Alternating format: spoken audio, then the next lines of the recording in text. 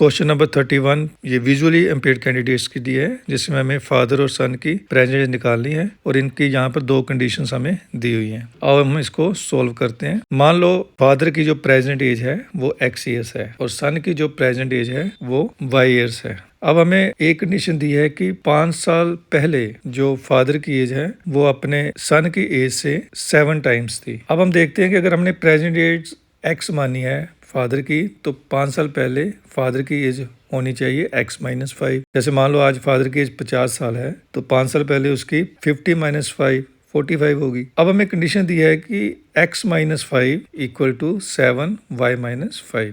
ये 5 साल पहले वाली उनकी एज का कंपैरिजन है। जब हम इसको इक्वेशन को सॉल्व करेंगे तो हम x और y को टर्म्स को एक तरफ ले जाते हैं और कांस्टेंट टर्म को हम दूसरी तरफ ले जाएंगे, तो हमारे पास आ जाएगा x-7y इज इक्वल टू -30।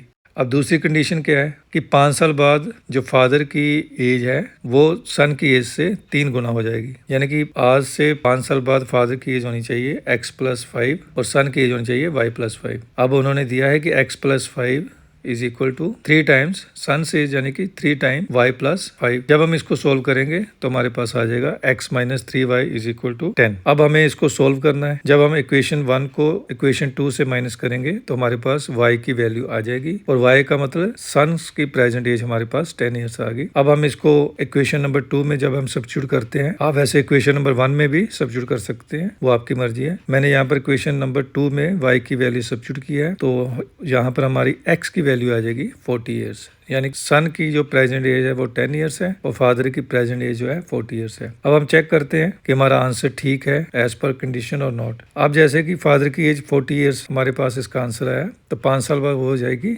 45 और सन की एज हो जाएगी 15 ईयर्स। अब देखते हैं कि 45 जो है 3 टाइम्स 15 है, कंडीशन के हिसाब से बिल्कुल ठीक है। दूसरी कंडीशन क्या है कि 5 साल पहले फादर की एज 35 है और सन की एज जो है 5 साल रह जाएगी। हम क्लियरली देखते हैं कि 35 जो है 7 टाइम्स 5 है, यही कंडीशन दी थी। और ऐसे हम अपना आंसर भी यहाँ पर चेक कर लें, ये जरूरी है। बस यही इसका आंसर है।